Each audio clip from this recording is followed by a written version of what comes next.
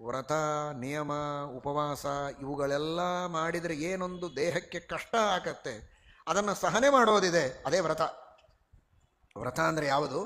ಕಷ್ಟಗಳ ಸಹನೆ, ಕ್ಲೇಶಗಳ ಸಹನೆ, ಇದು ವ್ರತ.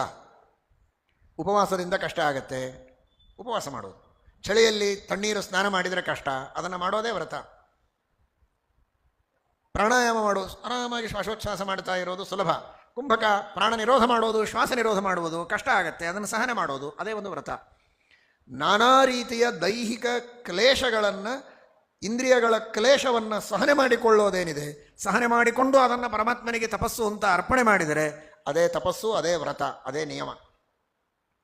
ಹಾಗಾದರೆ 1 ವರ್ಷದವರೆಗೆ ನಿರಂತರ ಉಪವಾಸಾದಿ ವ್ರತಗಳನ್ನು ಮಾಡಿ ತಪಸ್ಸು ಮಾಡುವುದಕ್ಕೆ ಅವಕಾಶ ಇಲ್ಲ, ಸಮಯ ಇಲ್ಲ, ರಾಜ್ಯ ಅರಾಜಕವಾಗತ್ತೆ ಎನ್ನುವ ಸಮಸ್ಯೆ ಇದೆ ಅಂತಂತೆಯಲ್ಲ, ಆ 1 ವರ್ಷಗಳವರೆಗೆ ನಾನಾ ವ್ರತಗಳನ್ನು ಮಾಡಿದರೆ ಏನು ದೇಹಕ್ಕೆ ಇಂದ್ರಿಯಗಳಿಗೆ ಶ್ರಮ ಆಗಬಹುದೋ, ಕಷ್ಟ ಆಗಬಹುದೋ, ಅದನ್ನು ಒಂದೇ ಕ್ಷಣದೊಳಗೆ ಅಷ್ಟು ಕಷ್ಟ ಅಷ್ಟು ಶ್ರಮ ಆಗೋ ಹಾಗೆ ನಾನೊಂದು ಪರೀಕ್ಷೆ ಮಾಡ್ತೇನೆ.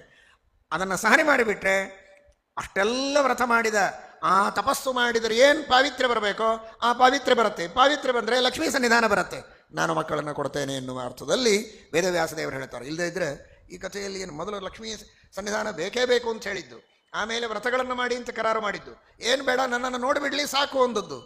ಯಾಕೆ ಇಷ್ಟು ರೆಡ್ಯೂಸ್ ಆದದ್ದು? ಆ ನಿಯಮ ಬಿಟ್ಟದ್ದು ಯಾಕೆ ಅಂತ, ಬಿಟ್ಟೇ ಇಲ್ಲ ಅಂತ. ಹಾಗಾದರೆ ಅಷ್ಟೇ ಕಷ್ಟ, ಅಷ್ಟೇ ಶ್ರಮ, 1 ಬಾರಿ ವೇದವ್ಯಾಸದೇವರನ್ನು ನೋಡಿದರೆ ಸಾಕು, ಅಂಥ ತೇಜಸ್ಸು, ಅಂಥ ತಾಪ, ಅಷ್ಟು ಉಗ್ರವಾದ ರೂಪವನ್ನು ತೋರಿಸಿದರೆ ಕಣ್ಣುಗಳಿಂದ ಅದನ್ನು ನೋಡೋದು, ಸಮಗ್ರವಾದ ಶರೀರದಿಂದ ಆ ತೇಜಸ್ಸನ್ನು, ಆ ತಾಪವನ್ನು ಸಹಿಸಿಕೊಳ್ಳೋದು ಅಂದರೆ ಎಲ್ಲ ವ್ರತಗಳನ್ನು ಮೀರಿದ ವ್ರತ. ಆ ರೀತಿಯ ವ್ರತವನ್ನು ಒಂದೇ ಕ್ಷಣದೊಳಗೆ, ಕೆಲವೇ ಕ್ಷಣಗಳಲ್ಲಿ ಆ ತರಹದ ವ್ರತಗಳನ್ನು, ವ್ರತದ ಫಲವನ್ನು ಪಡೆಯುವ ರೀತಿಯಲ್ಲಿ ನಾನು ಪರೀಕ್ಷೆ ಮಾಡ್ತೇನೆ ಅಂತ ವೇದವ್ಯಾಸದೇವರು ಹೇಳಿದ್ದಾರೆ.